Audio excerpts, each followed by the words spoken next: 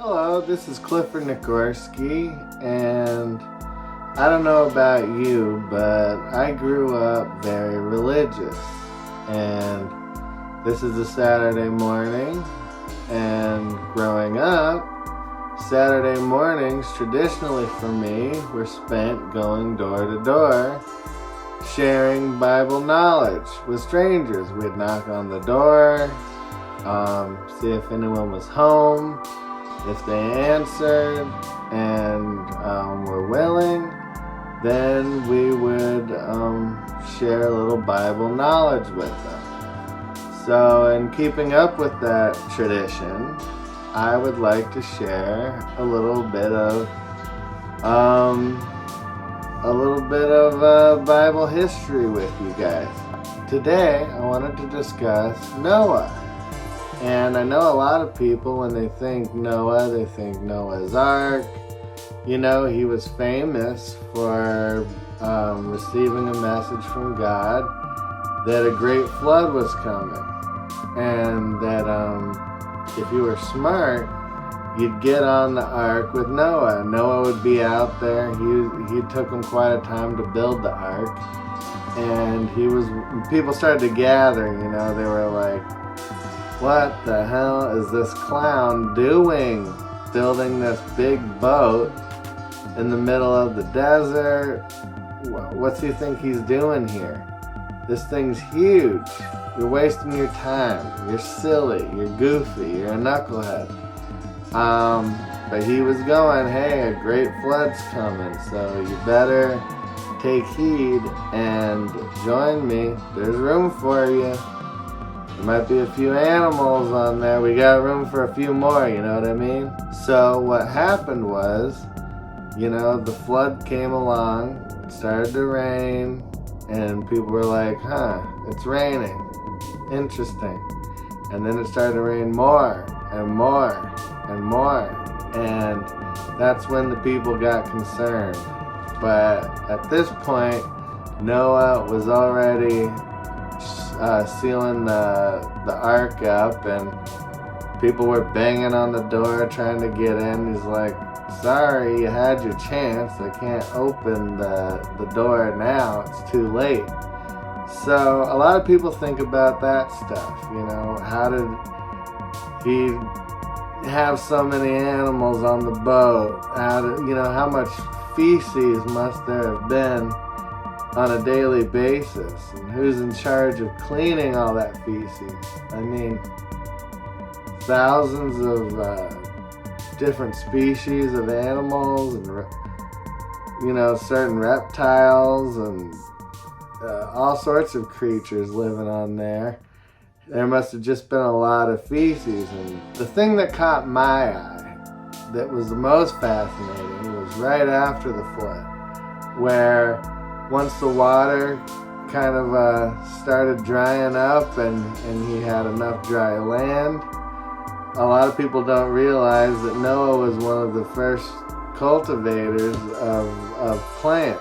You know, other than that, it was like the Garden of Eden, and things just grew naturally where they were. But he was one of the first people out there planting vineyards. That's definitely part of this story. Noah, he got off the ark, and he must have started pretty soon. The guy is about 600 years old, and he wanted to make some wine. He's also one of the first people to take the juice from the grapes and drink fermented wine. And I suppose that's where the story gets very interesting. Noah, he finally gets his wine. He finally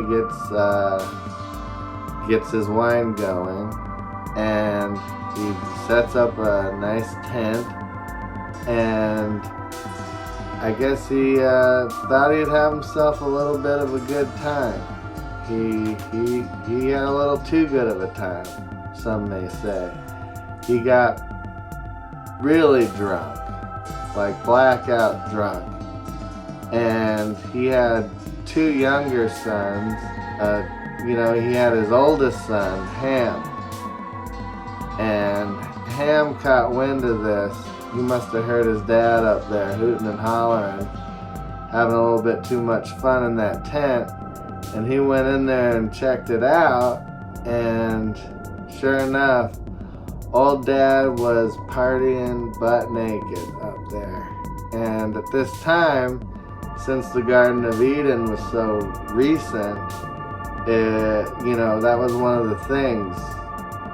A lot of people don't know that's when the first animal sacrifice happened. It was to cover up Adam and Eve.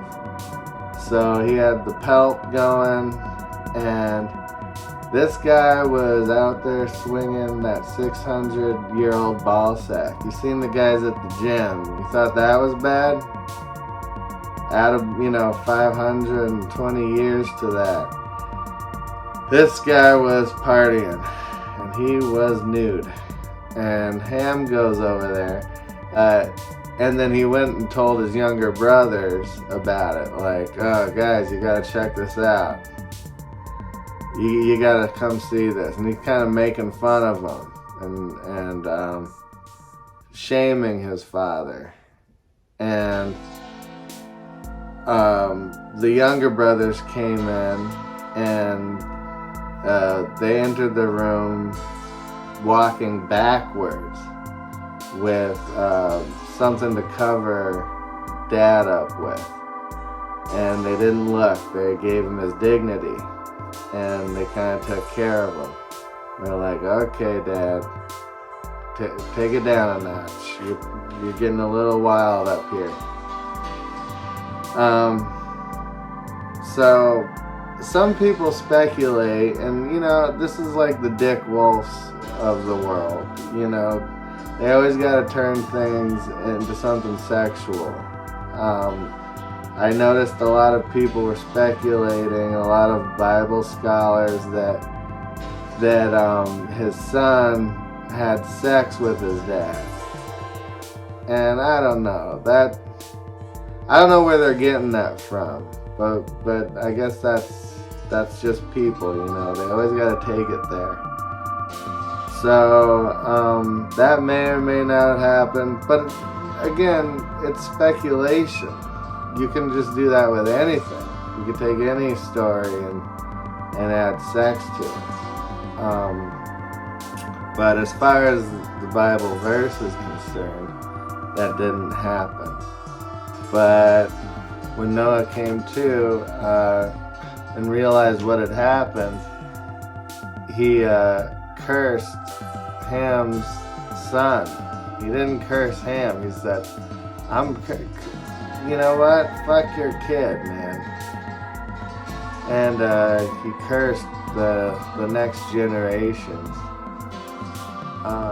And how old were these kids? You imagine his sons, being like maybe my age, like, Dad, what's going on?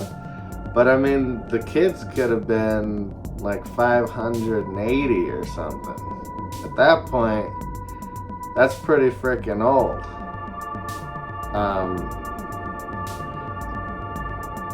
I don't know the mentality of being 500, maybe even.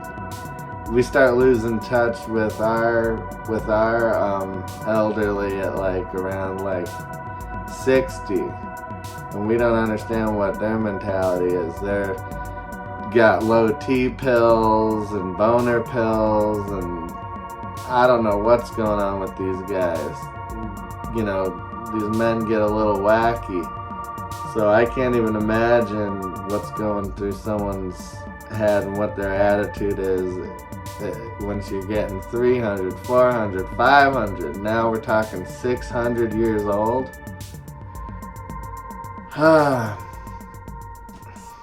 So, anyways, that's basically the story. That's what caught my eye. I remember calling the elders in the congregation because I was like, I'm going to read the Bible from the beginning. And I can't even get past Genesis without my entire mind being blown.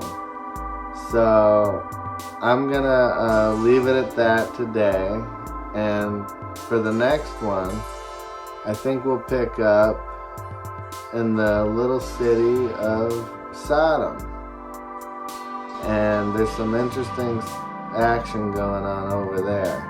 This again is still in Genesis. It's a very hot and steamy read. I'll tell you that much. I think Dick Wolf again should do some Bible stories, ripped from the Bible. You know, he does ripped from the headline.